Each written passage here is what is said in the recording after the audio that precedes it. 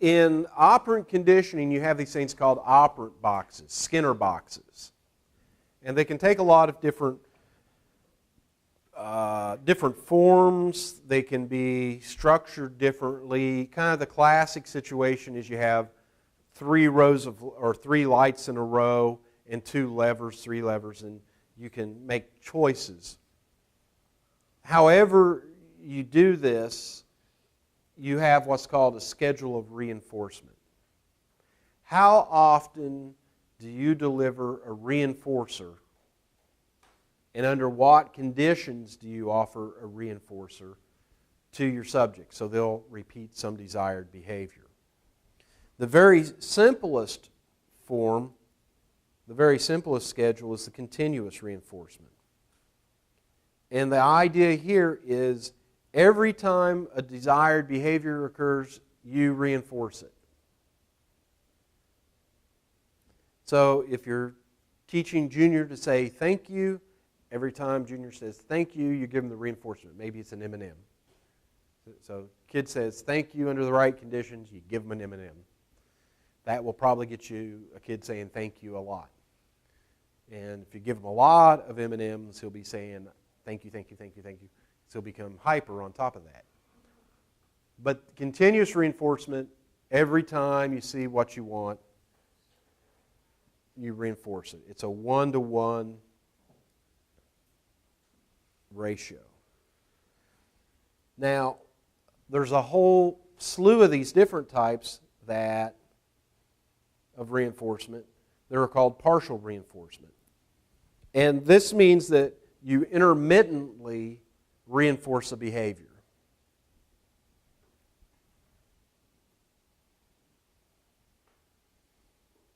And there are 4 types of these that I urge you to learn. The fixed ratio schedule is based on the number of times a behavior occurs. So I might say that every 4 times Junior says thank you, he gets an M&M. So instead of every time, every 4th time. It's a fixed ratio. Could be 1 to 10, could be any ratio you want. Fixed ratio, if you say every time, that's still giving it a number. Technically, yeah. Still fall in the category of continuous reinforcement? It would be both, but that's the only ratio that... Usually you wouldn't do one. Right. In practical terms, when you're talking about a fixed ratio, you're not talking about continuous. You just say continuous if that's what you were doing. A variable ratio is a tricky one because the ratio is not set. You might say, I want to reinforce this behavior every 5 times. Well, what will happen is your subject will learn that pattern. And it'll produce a different rate than what you want. But now, if you set up the variable ratio, what you do is you set up this pattern where about every 5 times you're going to reinforce. So sometimes every 5th time you reinforce the behavior. Sometimes every 3rd time you reinforce it. Sometimes every 6th time. So there's uncertainty in the subject's mind as to when you're going to get rewarded. There's a very famous example of this that people love to play with. Do you know what it is? Think about it. Slot machines. You never know when the payoff's going to come. You know that at least in theory, if it's an honest machine, that there is some ratio in there of when it's going to pay off.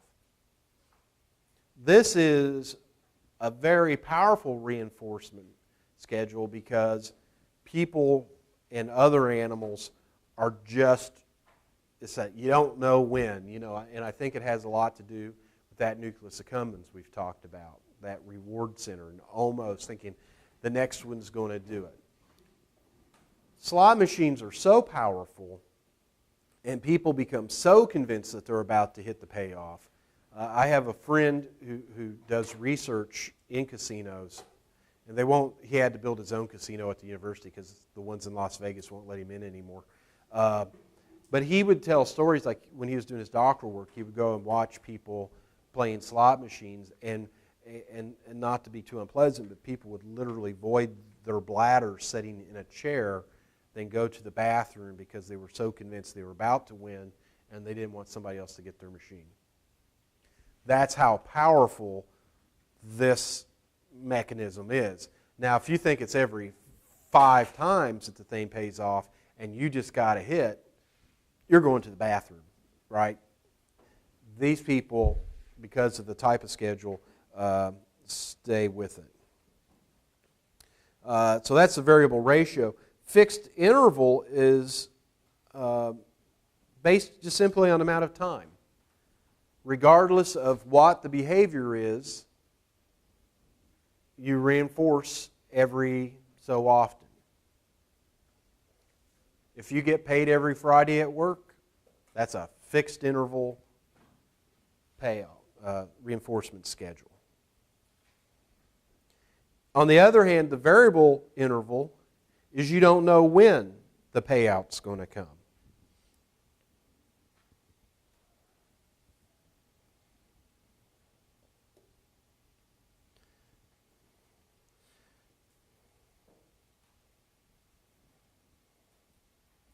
So, how effective are these various types of reinforcers?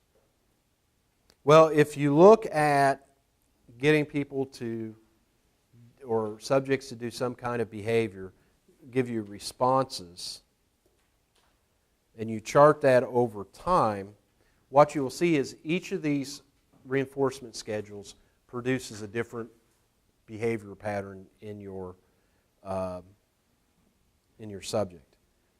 So let's start here with this purple line. It's fixed interval. And so you can see this line, it kind of shows you really how hard the subject is behaving, how much they're trying to do the right thing to get reinforced.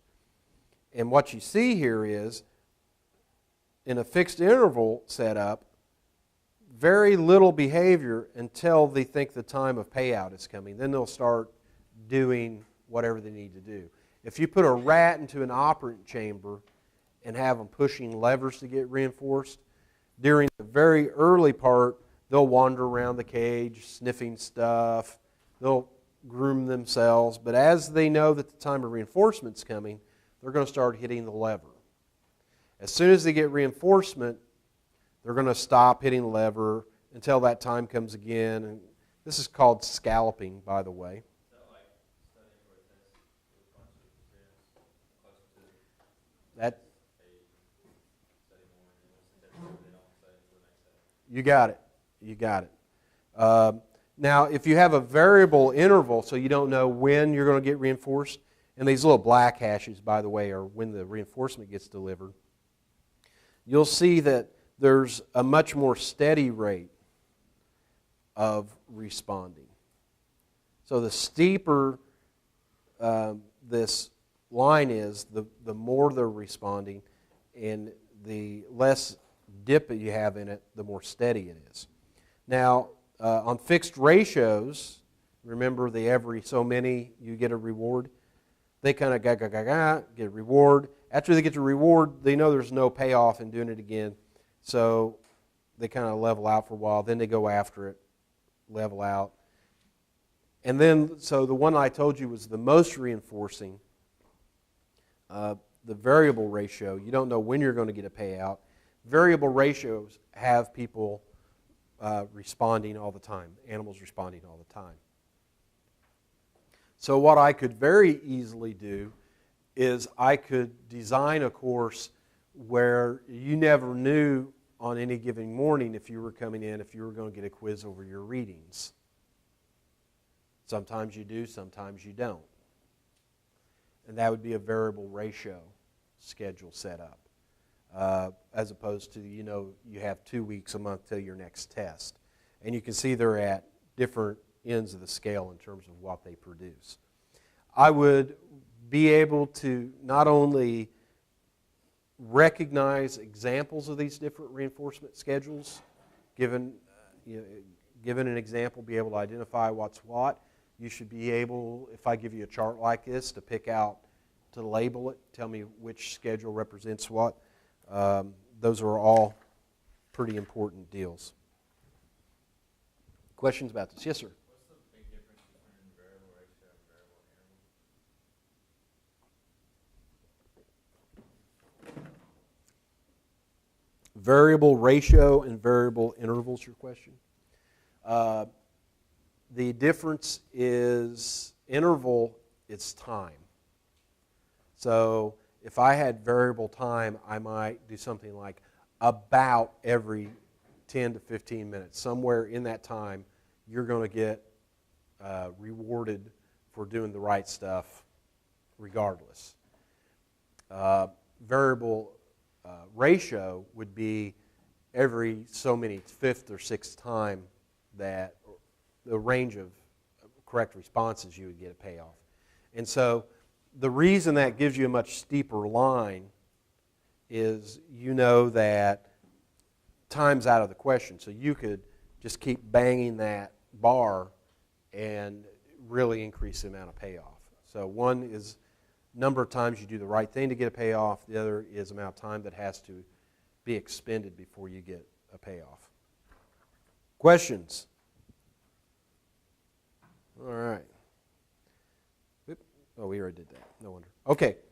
2 more ideas today. Shaping and biological constraints. Shaping is a process that you use to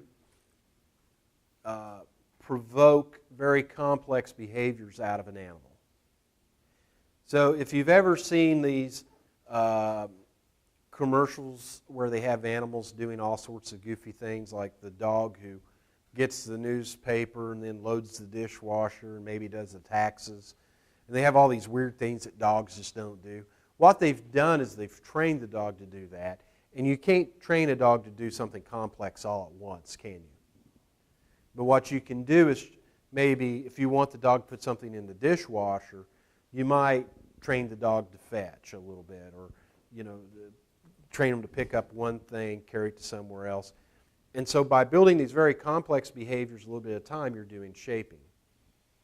When I was an undergraduate, there was a class in learning, and they had a lab component, and at the very beginning of the class, they'd go, here's your rat. You'd have your own rat. And your job was to have it, by the end of the semester, do this very elaborate sequence of events. You would have it pick up marbles from one place and carry them over and put them in another place. And then it would get something. And then it would climb a rope, cross a beam, run in the wheel, whatever the order of things that you were asked to do was. And you go, holy cow, a rat, that must be a very smart rat. No, the rat has learned to do a sequence of things. First of all, pick up the marble, take it over somewhere, it gets rewarded. Climb the rope, it gets rewarded. In my graduate experience, we were working with head trauma, and we wanted rats. We were interested in the ability to grab things. And believe it or not, rats have little hands that can pick up. They don't have opposable thumbs, but they can pick up things. And we had these little sucrose pellets, little rat M&Ms.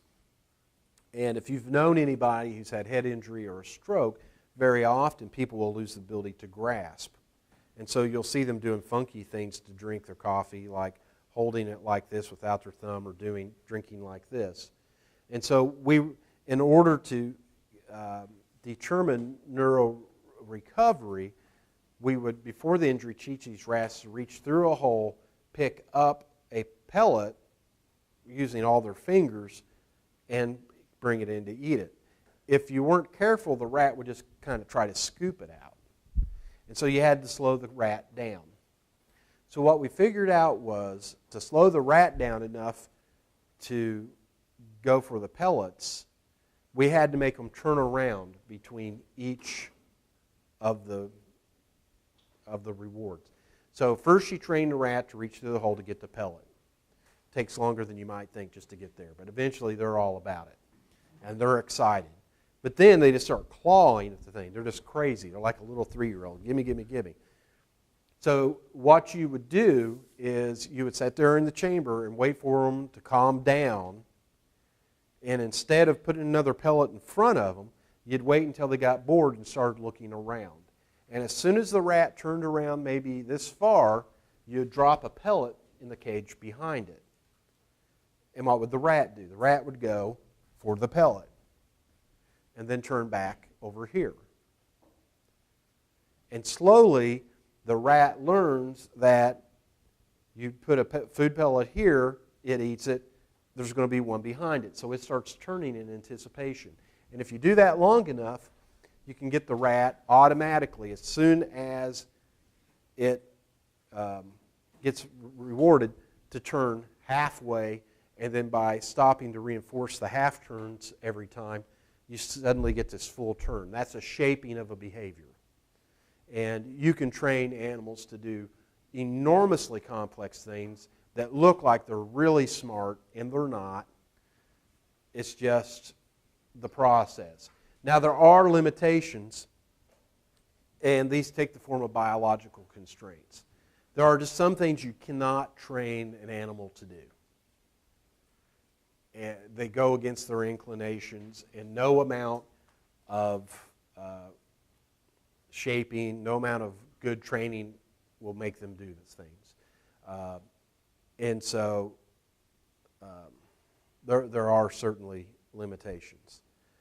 All right. That's a lot of information. If you have a lick of sense, you're going to hit the flashcards very, very soon. Wednesday, next time, we're going to go into observational learning and latent learning and a few other things. So make sure after you take your test that you get on this material.